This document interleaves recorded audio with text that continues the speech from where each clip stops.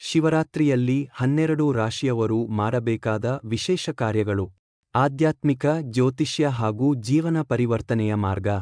ಶಿವರಾತ್ರಿ ಎಂದರೆ ಕೇವಲ ಒಂದು ಹಬ್ಬವಲ್ಲ, ಅದು ಮನಸ್ಸಿನ ಕತ್ತಲೆಯನ್ನು ನಿವಾರಿಸಿ ಒಳಗಿನ ಜಾಗೃತಿಯನ್ನು ಉಂಟುಮಾಡುವ ಪವಿತ್ರ ರಾತ್ರಿ. ಈ ದಿನ ಶಿವತತ್ವ ಅತ್ಯಂತ ಪ್ರಭಾವಶಾಲಿಯಾಗಿ ಕಾರ್ಯನಿರ್ವಹಿಸುತ್ತದೆ ಎಂದು ಶಾಸ್ತ್ರಗಳು ಹೇಳುತ್ತವೆ. ಜ್ಯೋತಿಷ್ಯದ ದೃಷ್ಟಿಯಿಂದ ನೋಡಿದರೆ, ಪ್ರತಿಯೊಂದು ರಾಶಿಗೂ ವಿಭಿನ್ನ ಸ್ವಭಾವ, ಗ್ರಹಾಧಿಪತ್ಯ ಮತ್ತು ಜೀವನ ಧೋರಣೆಯಿರುತ್ತದೆ. ಆದ್ದರಿಂದ ಶಿವರಾತ್ರಿ ದಿನ ಪ್ರತಿಯೊಬ್ಬರೂ ತಮ್ಮ ರಾಶಿಗೆ ಅನುಗುಣವಾಗಿ ಶಿವಾರಾಧನೆ ಮಾಡಿದರೆ ಅದರ ಫಲವೂ ವಿಶೇಷವಾಗಿರುತ್ತದೆ. ಈ ವಿಡಿಯೋದಲ್ಲಿ ನಾವು ಮೇಷದಿಂದ ಮೀನವರೆಗೆ 12 ರಾಶಿಗಳ ಶಿವರಾತ್ರಿ ದಿನ ಏನು ಮಾಡಬೇಕು, ಏನು ತಪ್ಪಿಸಬೇಕು, ಯಾವ ಮಂತ್ರ ಜಪಿಸಬೇಕು, ಯಾವ ರೀತಿಯ ಪೂಜೆ ಮಾಡಿದರೆ ಫಲ ಹೆಚ್ಚು ಸಿಗುತ್ತದೆ ಎಂಬುದನ್ನು ವಿವರವಾಗಿ ತಿಳಿದುಕೊಳ್ಳೋಣ. ಮೇಷ ರಾಶಿ. ಉತ್ಸಾಹ ಮತ್ತು ಶಕ್ತಿ ಸಮತೋಲನ. ಮೇಷ ರಾಶಿಯವರು ಉತ್ಸಾಹಿ, ಧೈರ್ಯಶಾಲಿ ಮತ್ತು ತುರ್ತು ನಿರ್ಧಾರ ಮಾಡುವ ಸ್ವಭಾವದವರು. ಇವರ ಅಧಿಪತಿ ಮಂಗರ. ಮಂಗರ ಗ್ರಹದ ಉಗ್ರ ಸ್ವಭಾವವನ್ನು ಸಮತೋಲನಗೊಳಿಸಲು ಶಿವಾರಾಧನೆ ಅತ್ಯುತ್ತಮ ಮಾರ್ಗ. ಶಿವರಾತ್ರಿ ದಿನ ಮೇಷ ರಾಶಿಯವರು ಬೆಳಿಗ್ಗೆ ಬೇಗ ಎದ್ದು ಶುದ್ಧ ಸ್ನಾನ ಮಾಡಿ ಕೆಂಪು ಅಥವಾ ಕೇಸರಿ ಬಣ್ಣದ ವಸ್ತ್ರ ಧರಿಸಬೇಕು. ಶಿವಲಿಂಗಕ್ಕೆ ನೀರು, ಹಾಲು ಮತ್ತು ಕಪ್ಪು ಎಳ್ಳಿನಿಂದ ಅಭಿಷೇಕ ಮಾಡುವುದು ಉತ್ತಮ.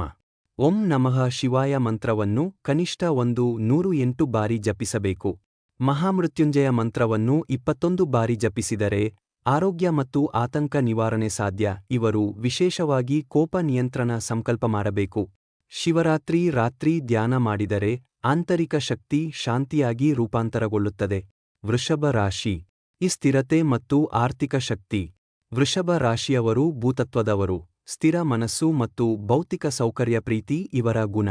ಇವರ ಅಧಿಪತಿ ಶುಕ್ರ. ಶಿವರಾತ್ರಿ ದಿನ ಹಾಲಿನ ಅಭಿಷೇಕ ಮತ್ತು ಬಿಲ್ವಪತ್ರ ಅರ್ಪಣೆ ವಿಶೇಷ ಫಲ ನೀಡುತ್ತದೆ. 27 ಅಥವಾ 54 ಬಿಲ್ವಪತ್ರ ಅರ್ಪಿಸಿ ಕುಟುಂಬ ಸಮೃದ್ಧಿಗಾಗಿ ಪ್ರಾರ್ಥಿಸಬೇಕು.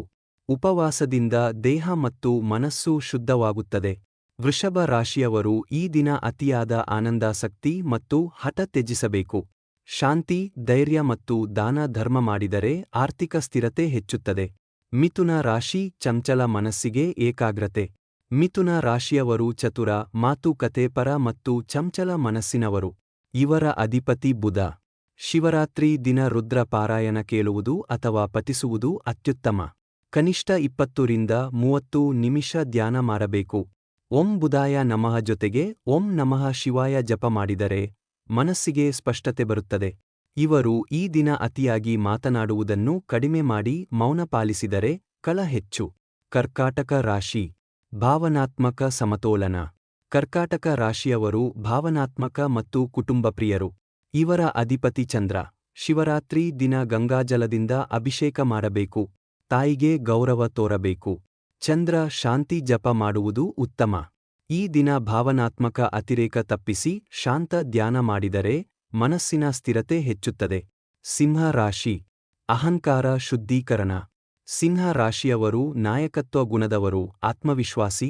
ಅಧಿಪತಿ ಸೂರ್ಯ. ಶಿವರಾತ್ರಿ ದಿನ ತುಪ್ಪದ ದೀಪ ಹಚ್ಚಿ ಶಿವ ತಾಂಡವ ಸ್ತೋತ್ರ ಪಠಿಸಬೇಕು. ಅಹಂಕಾರ ತ್ಯಾಗ ಸಂಕಲ್ಪ ಮಾಡಬೇಕು. ಇವರು ದಾನ ಮಾಡಿದರೆ ರಾಜಯೋಗ ಬಲವಾಗುತ್ತದೆ. ಕನ್ಯಾ ರಾಶಿ. ಶುದ್ಧತೆ ಮತ್ತು ಸೇವಾಭಾವ. ಕನ್ಯಾ ರಾಶಿಯವರು ಶುದ್ಧತೆ, ವಿಶ್ಲೇಷಣೆ ಮತ್ತು ಸೇವಾಭಾವ ಹೊಂದಿರುವವರು. ಅಧಿಪತಿ ಬುಧ. ಮೌನವ್ರತ, ಶಿವ ನಾಮಾವಳಿ ಪಠನೆ ಮತ್ತು ದೇವಾಲಯ ಸೇವೆ ಇವರಿಗೆ ಅತ್ಯುತ್ತಮ. ಮನಸ್ಸಿನ ಅತಿವಿಶ್ಲೇಷಣೆ ಕಡಿಮೆ ಮಾಡಿ ಭಕ್ತಿಯಿಂದ ಪೂಜೆ ಮಾಡಬೇಕು. ತುಲಾ ರಾಶಿ. ಸಂಬಂಧ ಸಮತೋಲನ. ತುಲಾ ರಾಶಿಯವರು ಸಮತೋಲನ ಮತ್ತು ಸಂಬಂಧ ಕಾಳಜಿ ಹೊಂದಿರುವವರು. ಅಧಿಪತಿ ಶುಕ್ರ. ಶಿವರಾತ್ರಿ ದಿನ ದಂಪತಿಯಾಗಿ ಶಿವ ದರ್ಶನ ಮಾಡಿದರೆ ದಾಂಪತ್ಯ ಸೌಹಾರ್ದ ಹೆಚ್ಚುತ್ತದೆ. ಬಿಳಿ ಹೂ ಅರ್ಪಣೆ ಮಾಡಿ ಸಂಬಂಧ ಬಲವರ್ಧನೆಗಾಗಿ ಪ್ರಾರ್ಥಿಸಬೇಕು. ವೃಶ್ಚಿಕ ರಾಶಿ. ಆಂತರಿಕ ಪರಿವರ್ತನೆ.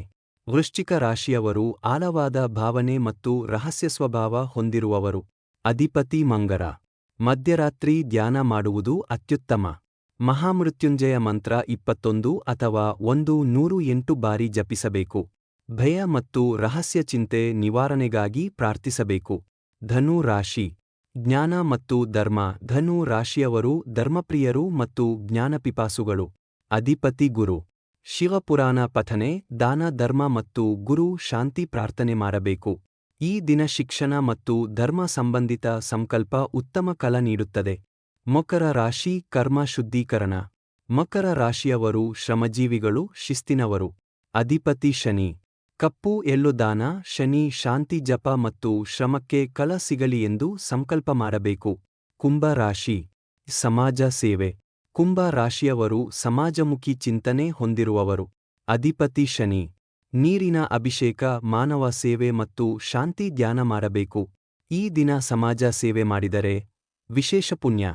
ಮೀನರಾಶಿ ಭಕ್ತಿ ಮತ್ತು ಮೋಕ್ಷ. ಮೀನರಾಶಿಯವರು ಭಕ್ತಿಪರರು ಮತ್ತು ಕಲ್ಪನಾಶೀಲರು. ಅಧಿಪತಿ ಗುರು. 108 ಜಪ, ಭಕ್ತಿಗೀತೆ ಮತ್ತು ಮೋಕ್ಷ ಮಾರ್ಗ ಪ್ರಾರ್ಥನೆ ಇವರಿಗೆ ಅತ್ಯುತ್ತಮ. ಈ ದಿನ ಆಧ್ಯಾತ್ಮಿಕ ಉತ್ತರಣೆಗೆ ಸೂಕ್ತ ಕಾಲ. ಅಂತಿಮ ಸಾರಾಂಶ.